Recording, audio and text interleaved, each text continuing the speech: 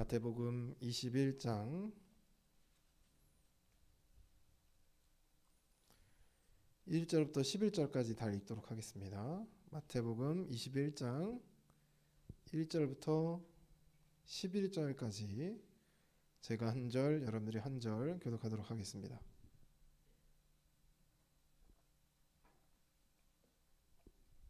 마태복음 21장 1절부터 11절입니다. 그들이 예루살렘에 가까이 가서 감람산 벳바게에 이르렀을 때 예수께서 두 제자를 보내시며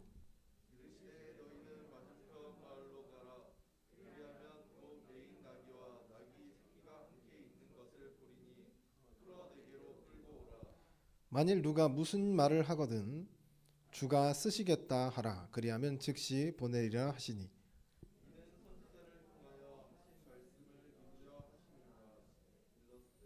시온 딸에게 이르기를 내 왕이 내게 임하나니 그는 겸손하여 낙이 곧 멍에 매는 짐승의 새끼를 탔도다 하라 하였느니라. 나귀와 나귀 새끼를 끌고 와서 자기들의 겉옷을 그 위에 얹으매 예수께서 그 위에 타시니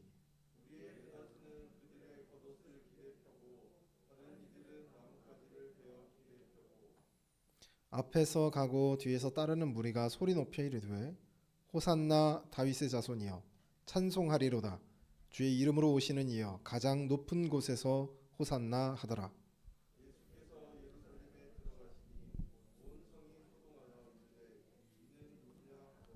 11절 함께 읽습니다. 무리가 이르되 갈릴리 나사렛에서 나온 선지자 예수라 하니라. 아멘. 할렐루야. 오늘 이렇게 오후 예배에 오신 여러분들이 주님의 이름으로 환영합니다. 오늘 그 마지막 찬양을 하는데 은혜를 받았어요. 그 우리 여자 싱어들이 이렇게 솔로를 하는데 그 불안한 음정과 그 진심 어린 그 마음이 전달됐습니다. 연습 때는 진짜 잘하길래 진짜 잘한다 이런 생각을 했는데 떨렸나 봐요. 그런데 그것조차도 하나님께서 받으실 줄 믿습니다. 제가 존경하는 교수님이 있습니다. 제가 이제 신학 안양대학교 다른 대학교도 안 가고 뭐 돈 문제도 있긴 했지만 다른 학교를 안 가고 굳이 그 철학 석사를 이제 철학 석사죠. 신학이 철학 쪽으로 속합니다. 철학 석사를 신학으로 선택한 이유는 이 교수님 때문이었어요. 이 교수님은 정연락 교수님이라고 하시는 분이 지금은 은퇴하시고 지금 미국 가셨는데 우리 안양대 제가 알기로는 그분이 얼마나 받는지 모르겠지만 제가 알기로 그 안양대학교 교수 그러니까 대학교에서도 가르치고 신학 대학원에서도 가르치면 제가 알기로는 1,000만 원 그러니까 중간에 다 띄고도 1,000만 원이 넘는 걸로 알고 있습니다. 직책을 하나 맡을수록 더 올라가겠죠. 그래서 한 1,000만 원 정도 받는 것 같더라고요. 정 교수가. 근데 이 정연락 교수님이 저는 가난한 분인 줄 알았어요. 월급 얼마 받는지도 모르고 제가 학기 초부터 이제 제 학교 1학년 때부터 신학대학원 올라가서 7년 다닐 동안 그분이 가난한 줄 알았습니다. 왜냐하면 옷도 허름하게 입고 다니고 그리고 차도 없이 학생들하고 같이 저희 일명 골고다 언덕이라고 하거든요. 그런 농담은 많이 했어요. 우리 학교 여학생들은 튼튼하다. 그 산을 하도 4년 동안 오르락 내리락 해야 되니까 체력적으로 문제가 없다. 이런 얘기를 했거든요.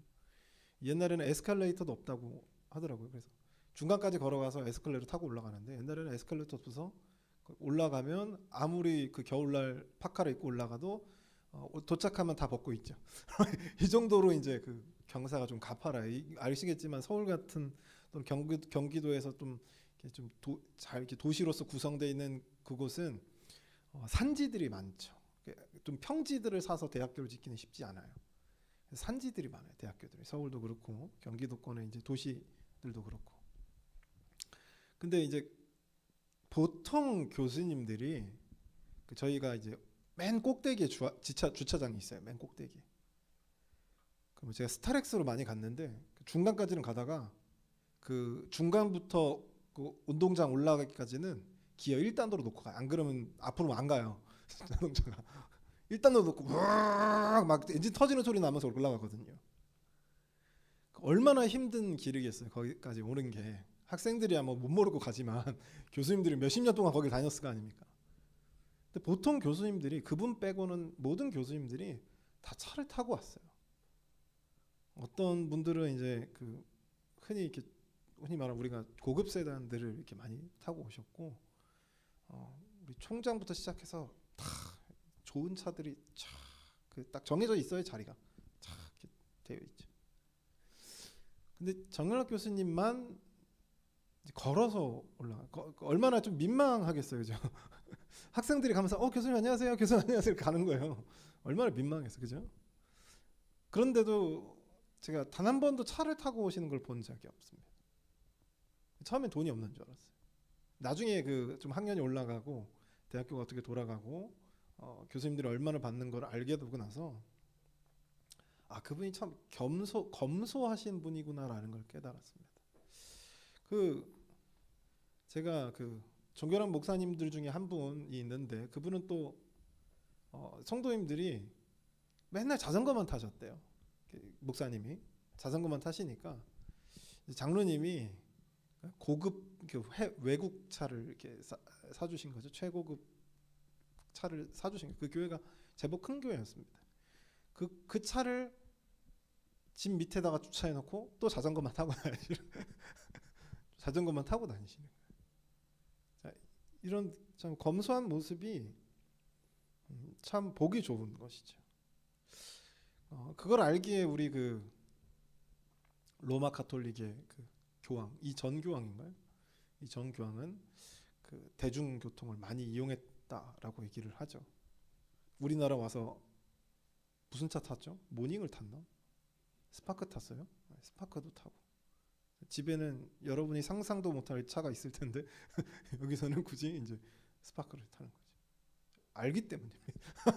알기 때문이에요. 그렇죠? 이 사람이 참 겸손해지기가 어렵습니다. 자기가 가지고 있으면 그만큼 겸손해지기가 어려워요. 그래서 이런 말도 있습니다. 교만해지기는 쉬운데 겸손해지기는 어렵다. 제가 그걸 언제 느꼈냐면 제가 스파크를 탄 적이 있습니다. 교황하고 급이 같죠? 스파크를 타고 다녔었어요. 스파크를 타고 다니다가 제가 계산을 딱 해봤어요. 한 달에 얼마씩 들어갈까? 기름값 얼마, 뭐 보험비 얼마, 딱 떨어지는 거야. 이 정도면 다닐 수 있겠다. 그래서 스파크를 딱 샀어요. 사서 끌고 다녔는데 계산 착오했죠. 계산 항상 마이너스가 나는 거예요. 그래서 어쩔 수 없다. 이 차는 내가 끌고 못 다니겠구나. 그래서 차를 이제 처분을 하고. 근데 차가 없으면 학교를 못 가니까. 가만히 보니까 담임 목사님이 BMW를 끌고 다니는 거예요. 그래서 목사님이 이렇게 크게 정확하게 말해야지 알아들으시거든요. 지나가는 말로 차 키를 짚으면서 제가 겁니다. 그리고 제가 겁니다. 그리고 가져갔어요. 근데 그때 당시에는 요즘에는 뭐 BMW, 아우디 이런 게 많이 보이죠. 뭐 페라리, 포르쉐 뭐 이런 차도 많이 보이더라고요. 근데 옛날에는 잘 안 보였어요. 외제차가 많이 없었을 때입니다. 그래서 어느 정도였냐면 우리 교수님들도 외제차가 없었어요. 근데 이제 제가 BMW 끌고 가는 거죠. 가는데 어느 정도였냐면 거기 학교에 맨 밑에부터 위에 운동장 꼭대기까지 주차해 있는 차가 한 200대가 좀 넘는데 그 중에서 유일한 BMW였습니다. 유일한 BMW인 거죠. 그때 제가 이렇게 끌고 이제 BMW 깔고 차에서 딱 내리는데 이제 BMW가 들어오니까 신학대학원 쪽으로 이렇게 차가 가는 거예요. 신학대학원들은 여러분 그거 아시는지 모르겠지만 다 가난해요. 뭐 차가 굴러가는 차가 싶을 정도 그런 차를 끌고 다닙니다. 내 동기는 그런 차는 처음 봤어요. 앞에 수동 기어가 있더라고요. 깜짝 놀랐어요. 이런 굴러가냐? 이런 걸 끌고 다녀요 신학생들을. 근데 신학대학원 주차하는 곳에 갑자기 BMW가 뿡뿡뿡 하면서 오는 거죠. 탁 세우든. 근데 거기서 최영길이가 딱 등장하면서 나오더라고요. 어깨에 그냥 어깨 형 뭐예요? 뭔 차예요? 그러면 BMW요. 이랬던 거죠. 내 차도 아니에요, 그죠? 내 차도 아닌데, BMW를 타면서도 그런 생각했어요. 좀 겸손하게 내려야겠다. 내 차가 아니라고 분명히 얘기해야겠다. 차에서 내리고 탁 문을 열자마자 형 BMW 형 뭐예요? 막 그러니까 거기서 어깨가 이만큼 올라가는 거죠. 올라가지고 괜히 어깨가 커 보이면서 그죠? BMW 처음 보냐? 막 그러다 사람이 사람이 겸손해지기가 매우 어렵습니다. 매우 어려요. 내 차도 아닌데 담임 목사님 차도 아니에요. 담임 목사님 차도 아니고 내 차도 아닙니다. 근데도 사람이 자기가 가진 것 그 이상의 힘이 들어가더라는 거죠.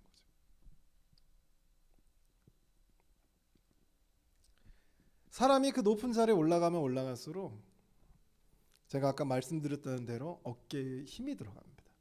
내 뒤를 따르는 사람이 많으면 많을수록 어깨에 힘이 들어가죠. 그래서 그 어깨에 힘을 빼는 게 쉽게 말해서 겸손해진다는 것이 쉽지가 않습니다.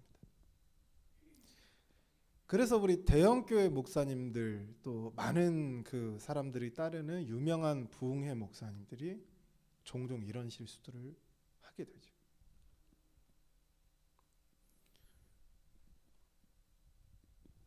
사람들이 높은 자리에 올라가면 겸손해질 수 있을까? 이런 생각은 우리가 현재 그 정치 싸움을 보면 너무나도 잘 이해가 되죠.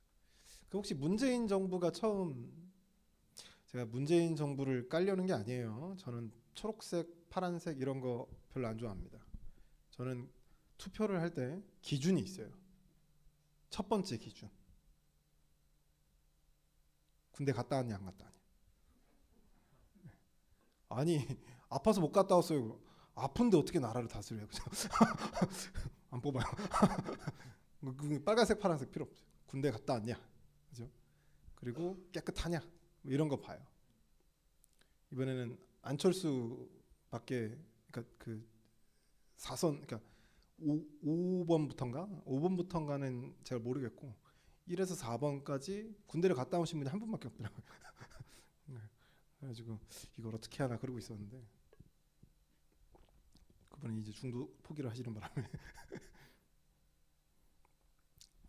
근데 이제 현 정권이 처음 들어섰을 때 촛불 집회를 통해서 박근혜 대통령이 하야가 아니고 강제로 끌어냈죠. 강제로 끌어내면서 슬로건이 우리 유명한 말 있잖아요. 유명한 말 뭐였죠? 사람이 먼저다. 그러니까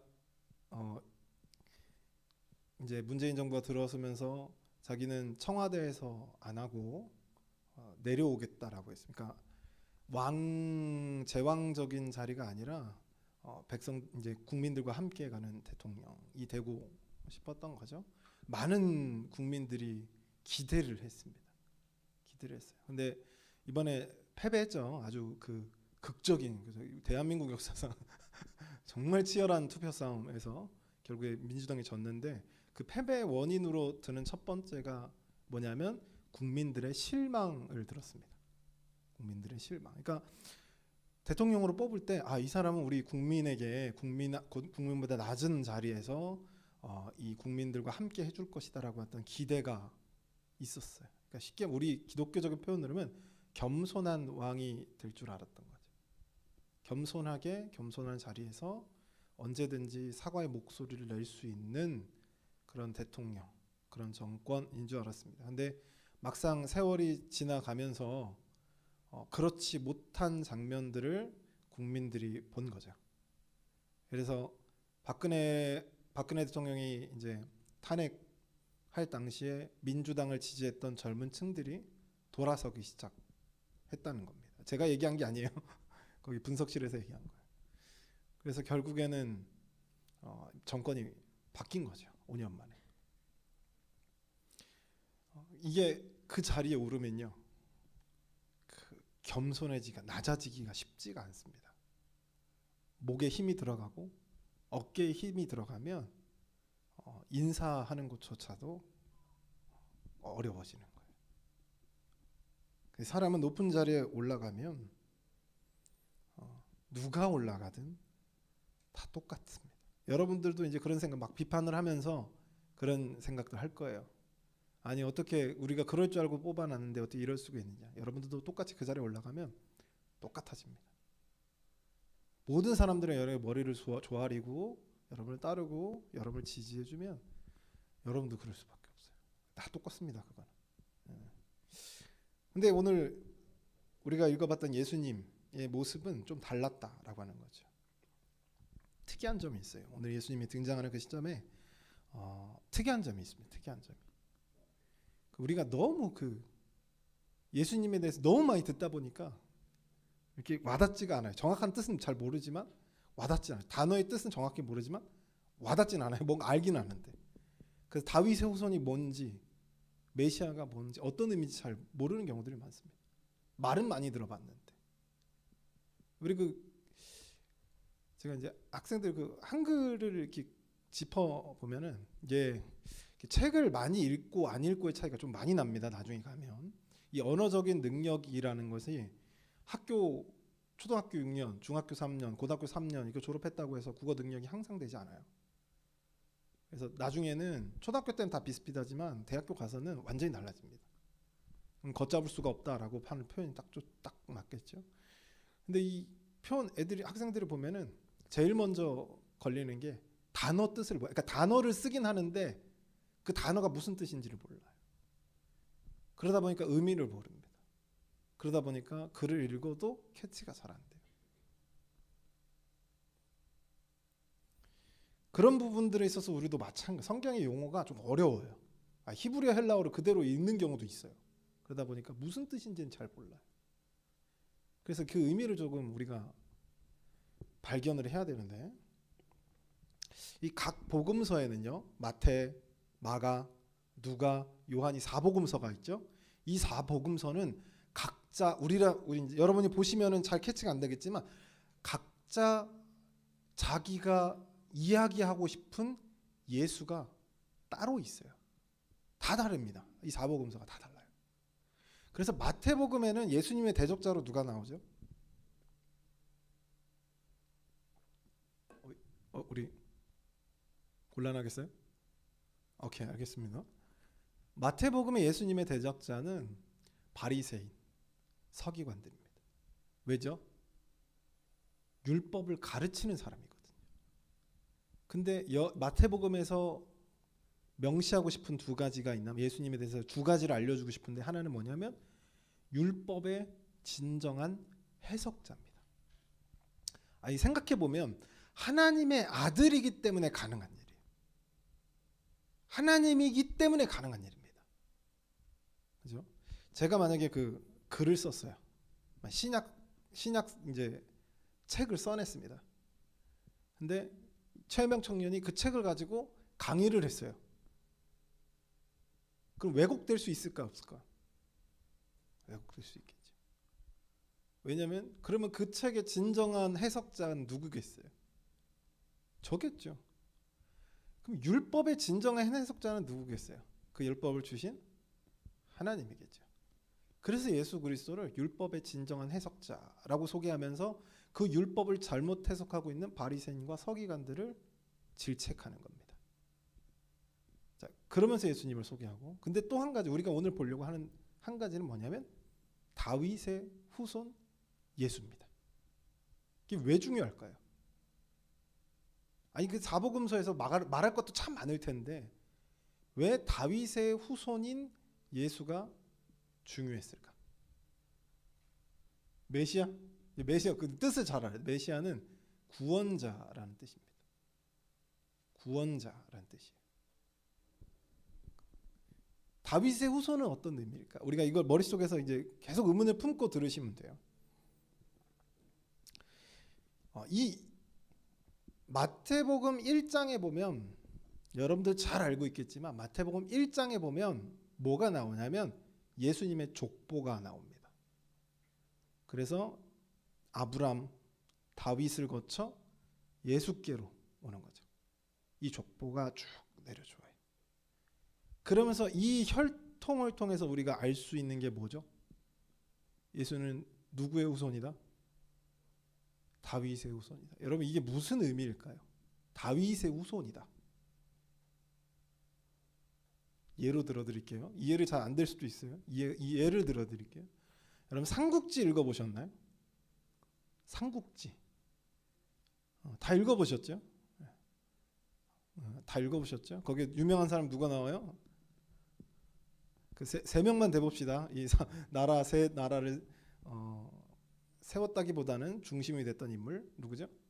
조조, 요비, 관우 아니에요. 송건입니다. 조조, 유비, 관우예요. 그래서 위나라, 총나라, 오나라를 세웁니다. 자, 그래서 그 나라의 황제가 되죠. 그게 이 조조, 유비, 송건입니다. 이 세 나라가 세워지기까지의 과정과 그 과정에서 이 세 나라가 세워지고 세 나라가 결국 싸우게 되면서 결과적으로 이 중국이라는 나라가 어떤 나라가 되는가라는 게 삼국지죠. 삼국지. 삼국 세 나라 역사입니다. 근데 여기서 이제 많은 이제 그 중국의 역사학자들이 유비가 어떻게 황제의 자리까지 올랐을까? 돗자리 파는 사람이었거든요.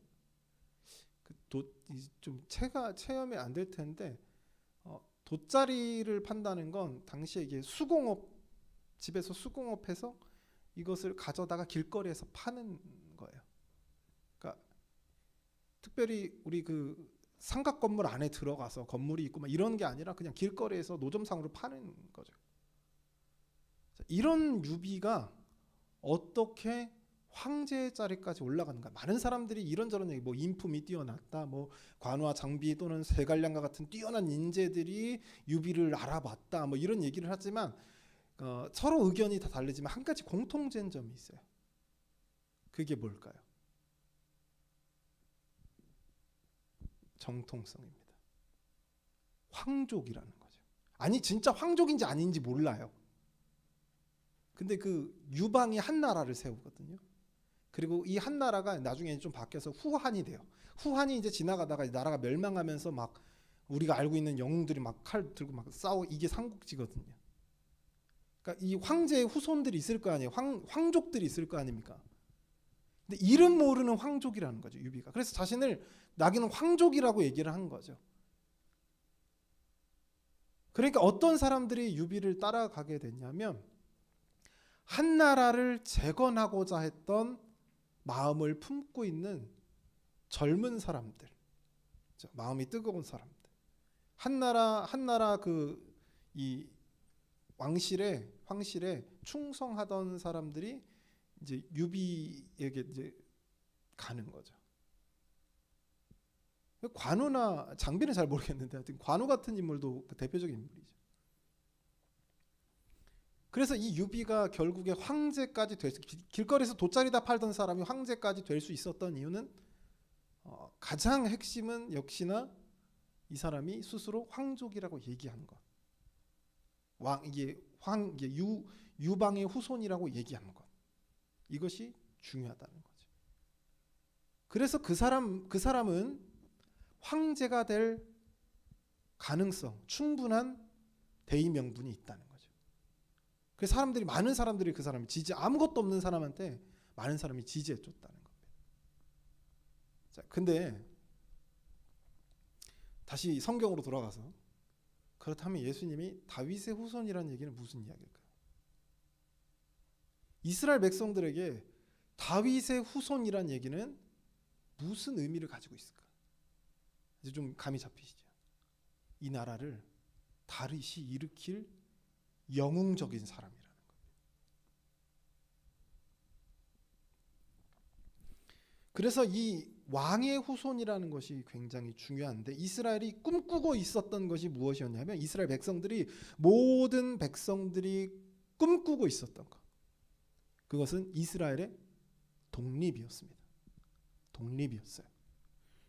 그래서 그들이 그토록 열망하고 구하고 꿈꾸고 있었던 것이 나라를 되찾는 것이었고 이스라엘을 다시 재건하는 것이었습니다.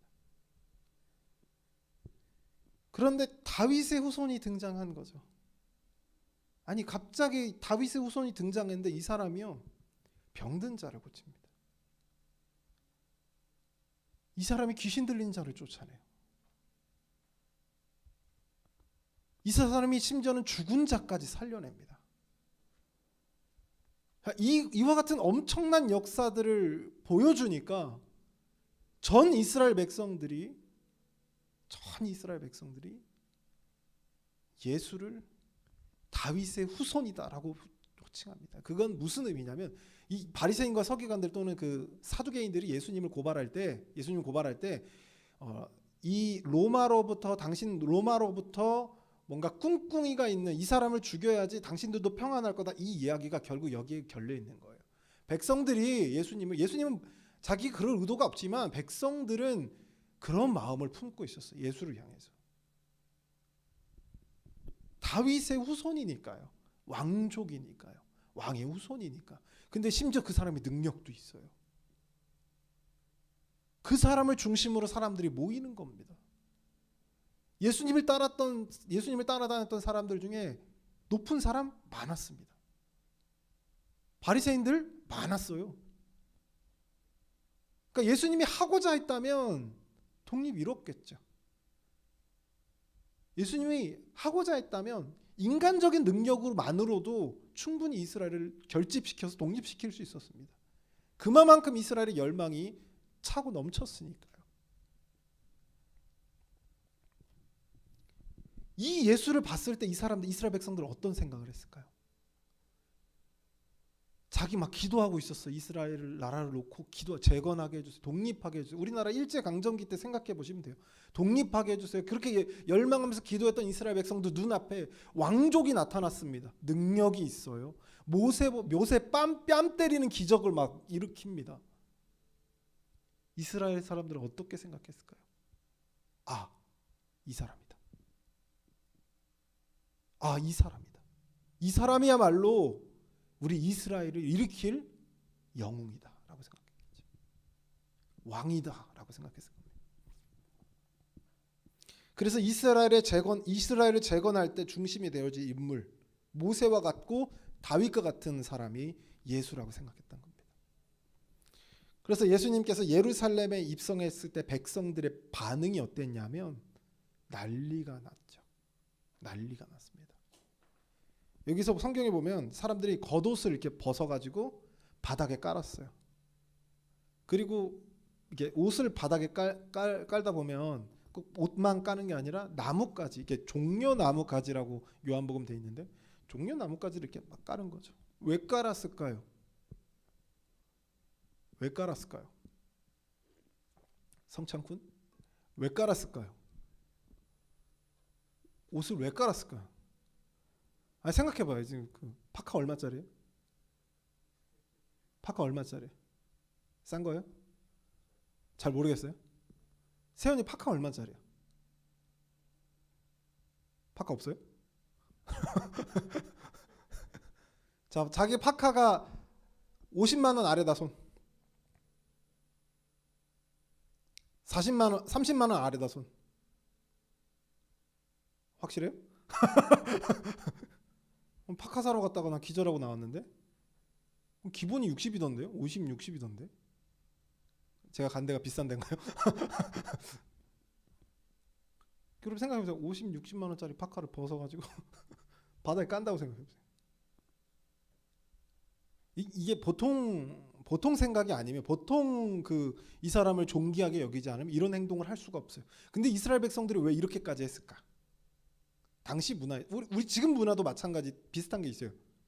그 영화 시상식, 시상식 이런데 행사장 이런 거 뭐가 깔려 있죠?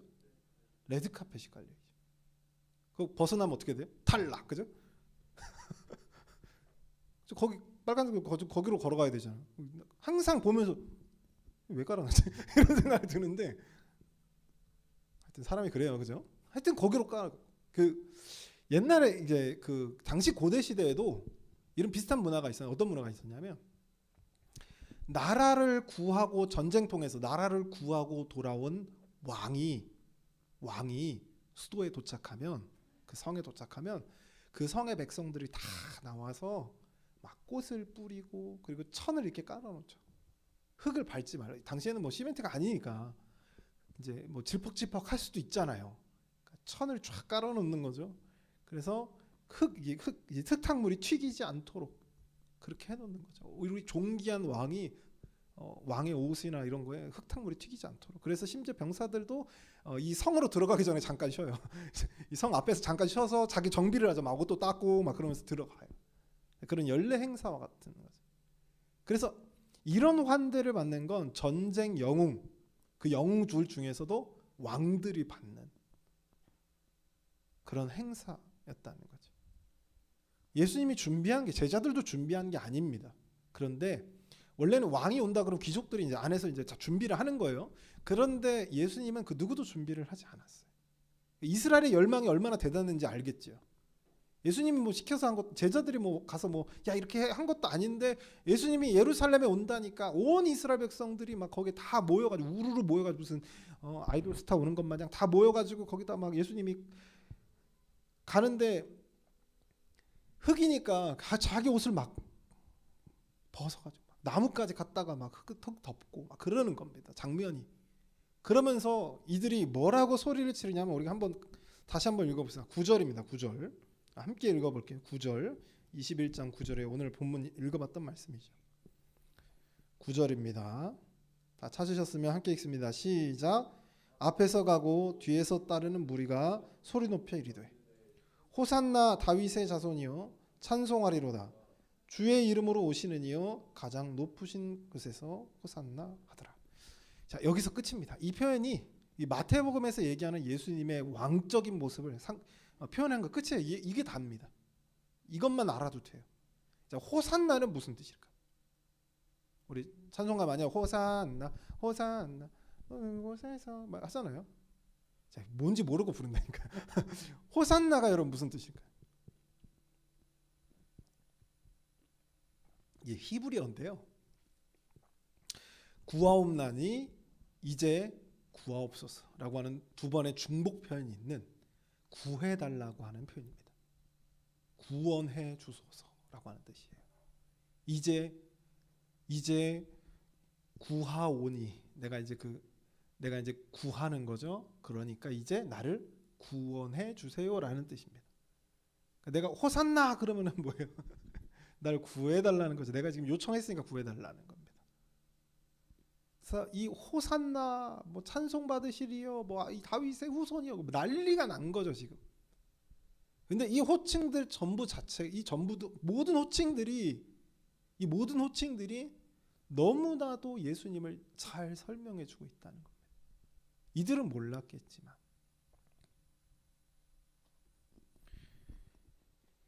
그래서 이스라엘 백성들은 왕으로서 예수님을 환영한 거예요. 예루살렘에 들어오시는 예수님을 누구로 환영한 거냐면 이미 뭐 아직 독립전쟁 시작도 안 했는데 승리해버린 왕으로서 환영을 하고 있는 겁니다.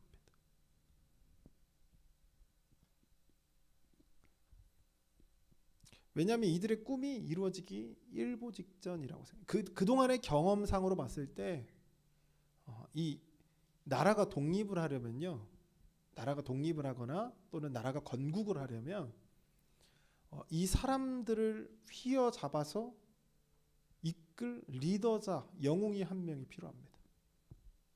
영웅이 없으면 나라가 세워지질 않아요.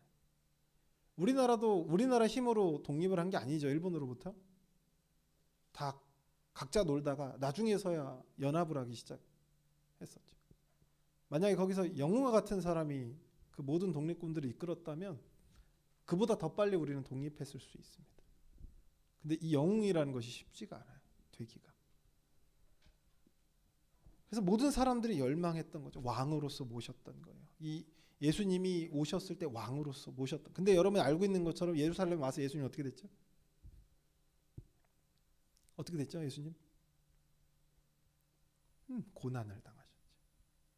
오늘 종려주일이에요. 예수님이 예루살렘에 입성한 그날을 기념합니다. 내일부터는 무슨 날이죠? 고난주간입니다. 예루살렘에 들어오고 나서부터 고난이 시작된 거예요. 근데 예수님은 예루살렘에 왕으로서 입성한 거예요. 마태복음이 설명하는 다윗의 후손인 예수라고 설명한 것도 예수님 왕이기 때문입니다. 근데 왕이라는 게 정치적인 왕이 아니었다라는 거죠. 그래서 진정한 왕이 되기 위해서 예수 그리스도가 십자가로 가고 있는 그 모습을 마태복음이 보여주는 겁니다. 세상 사람들은 착각했습니다. 예수님이 정치적인 왕이 될 거라고 생각했겠죠. 그래서 제자들도 예수님을 따라갔던 겁니다. 그때 예수님이 잡히니까 고난을 당하니까 제자들이 도망갔죠. 그럴 줄 몰랐거든요. 근데 예수님은 알고 있었어요. 내가 어떤 왕이 될 것인가. 그래서 오늘 그 설교 이쪽이요. 설교 이 제목이 뭐예요? 겸손의 왕입니다. 여러분, 아까도 말씀드렸지만 사람이 겸손해질 수가 있다고요? 여러분, 왕이 겸손한 왕이 봤습니까? 겸손한 왕. 역사적으로 왜곡된 왕들 말고 겸손한 왕을 보죠. 겸손한 대통령 보셨어요? 어렵죠. 어려워요. 근데 예수님께서는 이 예루살렘 성에 들어오는데 뭘 타고 오시죠? 나귀를 타고. 여러분, 말에도 등급이 있는 거 아시죠? 말에도 등급이 있습니다. 깜짝 놀랐어요, 제가. 나보다 비싼 것 같아요. 저기 이렇게 어디지 섬 연결돼 있는데 그쪽에 갔더니 거기 경마장이 있더라고요. 가고 싶은 간 게 아니고 저희 수련회 장소 옆에 경마장이 있더라고요. 뭐 경마가 이렇게 똥냄새가 이렇게 많이 나나 가봤더니 그 말들이 있는데 와, 말들이 멋있더라고요. 근육들이 장난 아니더라고요. 근데 얘 얼마에 이렇게 물어봤는데 가격이 제가 생각 한 100만 원, 200만 원 이렇게 생각했다가 택도 없다는 걸 깨달았어요. 이게 혈통이 있다네요. 혈통이 있어서 막 몇십억을 부르더라고요. 깜짝 놀랐는데 그런데 그에 비해서 아무런 그런 족보도 없고 어떤 혈통도 없는 그런 말들은 또 1억 아래로 떨어진다 그러더라고요. 또 그 중에서 또 잡종들이 또 있어요. 그 잡종 말들은 우리가 흔히 말하는 좀 다리가 짧은 말들이 좀 있어요. 조랑말이라고 하기도 하고 좀 이상한 말들인데 그 말들은 또 그 10분의 1밖에 또 안 된다 그러더라고요. 제가 생각하던 뭐 100만 원, 200만 돈은 그렇게 떨어질 수도 있다는 거죠. 어떤 건 아예 가치가 없는 것도 있대요. 왜냐하면 말고기 먹어요? 안 먹잖아요. 그런 건 가치가 없다라고 판단하는 거죠. 근데 이때 당시에 나귀는 그들보다 못한 거죠.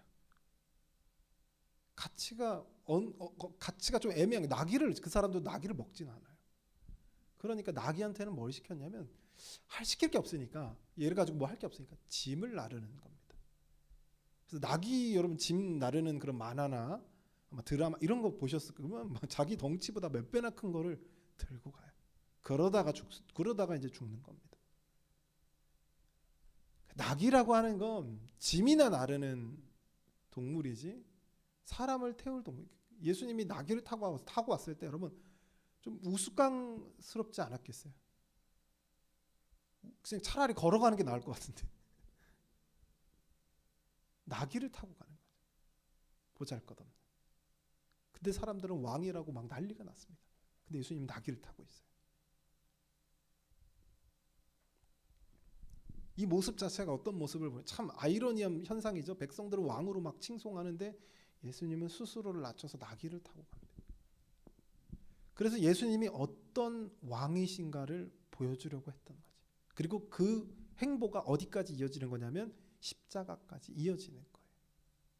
그래서 나는 정치적인 왕이 되려고 하는 것이 아니라 우리가 기도할 때 뭐라고 고백하냐면 주여라고 고백하잖아요. 그 왕이 되고 싶은 거죠. 그 왕을 위해서 이 땅에 오신 거예요. 그래서 백성들을 위해 죽을 수 있는 왕. 이런 왕 여러분 보셨어요? 백성들을 위해 죽을 수 있는 왕으로 오신 거죠. 오늘의 예수님의 모습에서 우리는 무엇을 보아야 하는가? 왕으로 오셨는데 우리를 위해 죽으셨다라는 것. 어떤 권력자가 백성을 위해서 죽었겠어요? 어떤 신이 피조물을 위해 죽었다는 기록이 있습니까? 없어요. 그 자체가 이해가 안 되는 거예요. 우리 인간의 사고로는. 원래는 어떤 권력자가 백성들을 위해서 목숨을 내놔요? 아무것도 이루는 게 없는데, 눈에 봤을 때. 어떤 신이, 어떤 종교가 백성들을 위해서, 자기의 백성들을 살리기 위해서 신이 죽냐고요. 우리 사고로는 이해가 안 된다니까요. 살릴 수만 있다면 겸손히 십자가에서 순종하겠다는 의미가 바로 이 나귀에 타신 예수님의 모습이라고 하는 거죠. 백성들은 예수님을 위대한 왕으로 환대했지만 예수님은 겸손한 왕으로 입성했습니다. 흔들리지 않아요. 여러분 보통 사람이면 흔들렸어요. 나귀 갖다 버리고 야 말 갖고 와 타고 가버렸겠죠. 어허 그러면서 그죠? 근데 예수님은 처음부터 끝까지 어디를 바라보고 가고 있냐면 십자가를 바라보고 가고 있는 거예요. 흔들림 없이. 그리고 그걸 예루살렘 입성할 때도 보여주는 거죠. 나귀를 통해서. 그분의 겸손으로요. 그분의 순종으로 수많은 사람들의 지지와 하나 속에서도 자기가 져야 할 십자가를 향했던 그 예수의 그 모습을 통해서, 예수의 역사를 통해서 우리는 구원을 받았다라고 하는 거죠. 우리가 종려주의를 지키는 것은 바로 이러한 의미에서 종려주의를 지키는 겁니다. 진짜 왕이지만 자기 백성들을 위해서 고난으로 들어갈 수 있는 분. 그래서 우리는 좀 다른 의미에서 오늘 환호하고 축하할 수 있는 것이죠. 사랑하는 성도 여러분, 내일부터는 고난주간입니다. 내일부터 고난주간이에요. 고난주간 새벽 기도회를 시작합니다. 우리 학생들도, 우리 청년들도, 그리고 우리 집사님들, 그리고 우리 중직자분들도 이 고난에 동참하는, 그 고난의 의미를 다시 좀 되새기는 그런 시간이 돼요. 그냥 무조건적으로 슬픈 시간은 아니에요. 결국에는 승리하심의 과정이라는 거죠. 결국 우리도요 승리를 하기 위해선 뭐가 있어야 된다는 얘기죠? 고난이 있어야 된다는 얘기입니다. 그래서 우리가 그 고난 주간에 가장 중요한 게 우리가 그 고난을 거쳐서 영광에 이르겠다라고 하는 결단. 그 고난 속에서 쓰러지는 게 아니라 그 고난을 통해서 영광에 이르겠다라고 하는 우리 신앙 고백이 필요한 거죠. 할렐루야. 네. 고난 얘기하면 이제 아멘 소리가 줄어들죠. 고난 받으시길 바랍니다. 네. 제가 기도하겠습니다.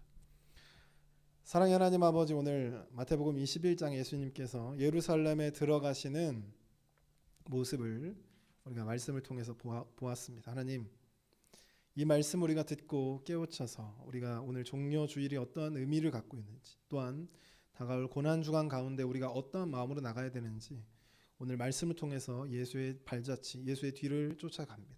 하나님께서 우리와 함께 해주시고 예수님께서 걸어가신 그 십자가의 길을, 그 고난을 함께 그리고 감당해내는, 결단하는 그런 놀라운 시간, 놀라운 한 주로 함께 해주시고 이 시간을 통하여서 우리의 신앙이 한층 더 성장할 수 있도록 역사하여 주시옵소서. 이 모든 말씀 우리와 함께 해주실 줄 믿고 예수 그리스도의 이름으로 받들어 기도드리옵나이다. 아멘.